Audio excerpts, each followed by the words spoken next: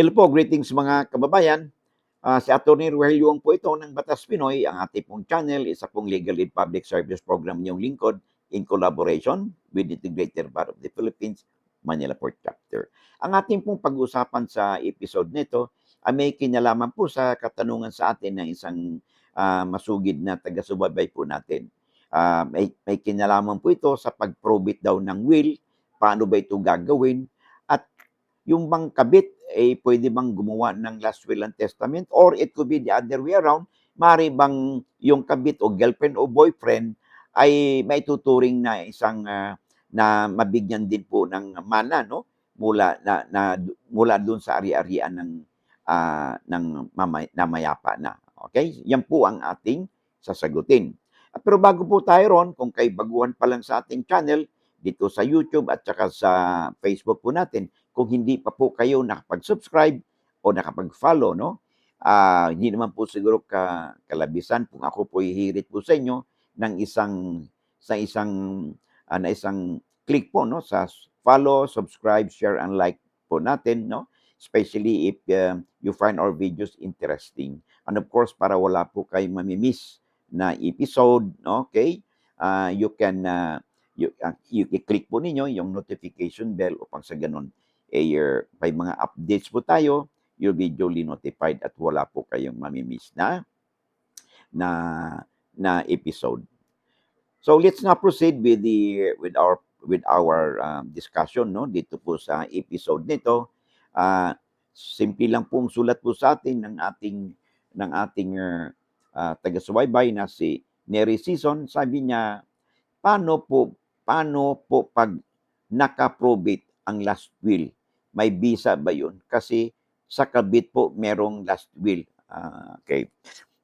Medyo yung last part ng tanong mo medyo nakakalito, no? Kasi sa unang part, maliwanag. Sabi, paano po pag naka-probate ang last will? Okay, may visa po ba yun?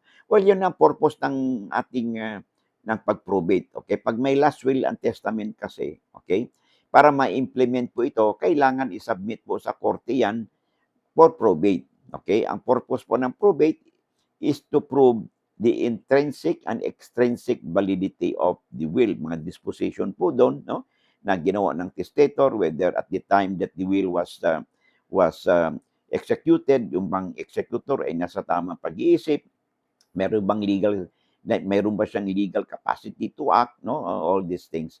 So yun po ang papatunayan, no, kaya magkakaroon ng probate.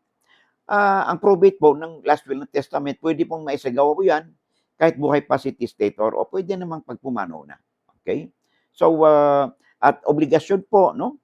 Lalo pag pumanaw na, obligasyon po ng mga heirs, kung sino sila, at yung mga executrix o executor na itinalaga ng testator na isubmit po for probate po yung last will and testament. Okay? Ngayon, dito na tayo sa second part ng tanong, no? Kasi daw yung kabit po merong last will. So, i-assume na natin na ang ibig sabihin nito, yung kabit ay nabigyan ng mana through the last will. Okay? Ngayon, pwede rin namang sabihin niya, yung kabit ba pwedeng gumawa ng last will and testament? Well, kahit na sino po, no? Pwede pong, whether you're kabit o hindi, no? As long as you are of legal age, you have the legal capacity to act, wala naman pong problema. It is your right, no, to make your will. Okay? Now, doon sa isang parte naman katanong mo, kung ang pag-ibig mo sabihin na pwede bang magmana yung kabit o yung boyfriend, girlfriend mula sa testator. Oh? Pwede po yan, as long as, yun nga, ipapaliwanag po natin. For as long as yung mana po ng kabit na yan o boyfriend, girlfriend ay manggagaling po sa pre-portion ng estate ng testator. Okay, let's now proceed. Ano ba yung pre-portion na yan? Okay, but then ganito muna. Tandaan po natin, ang isang tao po, pag pumanaw po yan, okay, there are two ways of liquidating, no? O pag-settle po niyang kanyang estate. One is yung tinatawag nating intestate succession or by operation of law. Ibig sabihin yan, yung pumanaw ay walang last will and testament. Kaya pag nang walang last will and testament, ang batas po na Angkop sa kanya ay yung tinatawag nating intestate succession or by operation of law. Okay? So, yan, meron tayong topic po dyan, ibang usapan na po yan.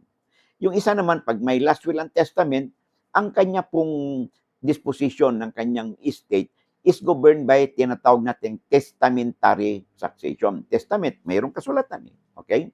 So, pag sa ganyan, may last will and testament, sabi natin sinasabi, na ang legitimate po umana ng compulsory heir. Sino yon? Surviving spouse at mga anak niya. Anak sa loob, anak sa labas. Yan po ang kanyang legitimate is protected ng batas. Whether may last will and testament o wala, o by operation of law o intestate succession, sabi ng batas, protected po ang kanilang legitimate. And di po sila maaaring pagkaitan ng kanilang mana. See? Ngayon, may last will and testament. Ayon sa batas, pag may last will and testament, automatic po yan. Kalahati po ng estate ng pumanaw, excuse me, ng testator, kalahati po niyan nakareserve agad sa mga anak. Yung kalahati. Yung natirang kalahati, ito ngayon yung proportion. Dito sa proportion na ito, dito kukunin yung share ng legitimate ng surviving spouse. Dito kukunin yan. At kung may anak sa labas, yung testator, dito rin kukunin yung mana ng anak sa labas. Okay? Sa proportion. At kung may utang si testator, dito rin kukunin sa proportion ang pambayad niya sa utang. Kung ano mang natitira doon sa proportion, ito na ngayon ang pwedeng i-dispose ng testator kahit kanino. Kahit na hindi niya kamag-anak. Kahit sa kaibigan niya, pwede rin sa mga foundation, pwede rin sa kanyang boyfriend, girlfriend, hindi niya kano-ano. O sinasabi mong kabit, pwede rin. Pero kailangan lang na yung taong iyon ay sa kanyang last will and testament ng testator, i-designate niya as voluntary heir or beneficiary heir. Yon. So dito, pag dinesignate niya yung kanyang yung mga voluntary heirs niya, beneficiaries, kahit hindi niya kamag-anak, hindi niya anak, wala niya, strangers, hindi niya kano-ano, pwede po yun. For as long as na-designate mo na bilang voluntary or beneficiary heirs at anumang disposition o property na ibibigay po niya doon sa kanyang beneficiary heirs o voluntary heirs ay dito manggagaling sa proportion ng testator. Okay? In short, ibig sabihin niyan, naka-shield lagi, naka-reserve lagi yung legitimate ng compulsory heirs, mga anak at yung surviving spouse. So, pag ganyan, secure yan, o hindi magkakaproblema, because na-secure na po yung yung legitimate ng anak o asawa, okay? Kaya nagkaroon ng proportion na. So malaya na ngayon si testator na kung kanino niya ipamimigay yung naiwang pang-ari-arian niya, kailangan lang italaga niya muna sa kanyang last will and testament. And provided further na yung kanyang last will and testament ay bibigyan po ng daan, ma-approve po ng korte po yan by way of probate proceedings. Pag sinabing probate, isasubmit po sa korte yan ng sinuman ng kanyang mga heirs o executor niya, executix, para i-prove po na yung intrinsic at saka extrinsic validity po ng last will and testament ay sang-ayon sa batas. Especially in the manner na yung bang at the time na ginawa po ng testator yan, was he in his sound mind? Okay? O hindi ba siya pinipilit? Hindi pa siya, wala bang undue pressure na sinagawa? No? So, kaya maselang po ang paggawa ng testamentary succession dahil po ay marami pong mga requirements po yan, no? Mga attestation clause, no? At least tatlong testigo and all these things, and it should be in a public instrument at should be duly notarized. So, kaya po, napakamasilang po, no? Pag gagawa po tayo ng last will and testament, okay? You have to need tinatawag natin, lalo na testamentary, no? You need to have a lawyer, no? For guidance. May isa namang klaseng will, no? Yung tinatawag natin holographic will. Yung holographic will naman, simple lang yon. Hindi mo na kailangan pa ang pagpanotaryo, hindi mo na kailangan pang testigo.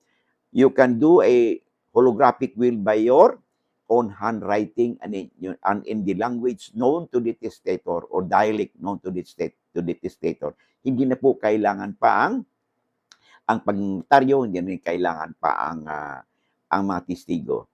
For as long as yung sulat kamay ito ng testator, no?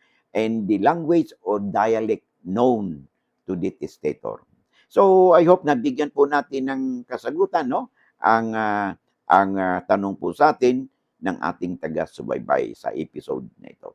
So, bago tayo magpatuloy at magwakas, kung kapapasok nyo lang po sa ating sa episode nito at kung hindi pa po kayo nakapag-subscribe at nakapollow sa ating Facebook, no? At dito sa ating YouTube channel, at if you find our videos interesting and informative, hindi naman po siguro kalabisan, no? Kung ako po hihirit po sa inyo na isang subscribe, share, and like buttons po natin upang sa ganun ay mapalawig pa natin ang ating advokasya na makapagbigay po tayo ng legal na impormasyon na kalaman sa ating mga kababayan. They could be your friends, your relatives, your neighbors, o mga OFWs po natin, no? Upang sila din o kayo rin ay may mapulot po sa ating pinag-usapan. Sabi nga natin ay lamang na ang may alam sa batas. Hanggang sa muli, and I hope to see you again in the next video. Bye for now. God bless.